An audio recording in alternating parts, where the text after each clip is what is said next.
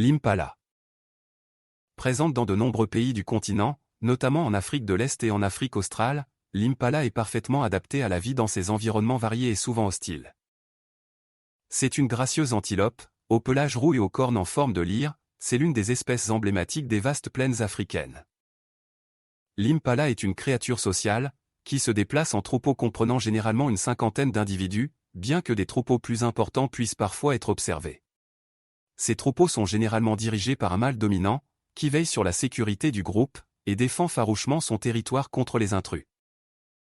Les mâles utilisent leurs cornes pour s'affronter dans des combats spectaculaires, afin de déterminer leur rang dans la hiérarchie sociale.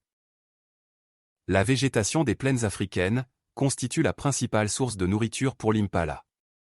Ces antilopes sont des herbivores opportunistes, se nourrissant principalement d'herbes, de feuilles, de fruits et de bourgeons.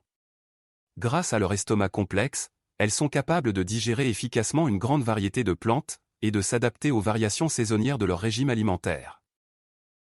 La vie de l'impala en Afrique est constamment menacée par de nombreux prédateurs. Les lions. Les léopards. Les guépards.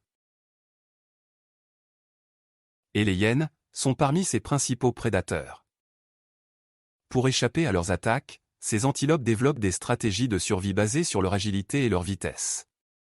Elles peuvent atteindre une vitesse de course allant jusqu'à 80 km/h, et réaliser des sauts spectaculaires de plus de 3 mètres de hauteur, et de 12 mètres de longueur, pour échapper aux griffes de leurs poursuivants.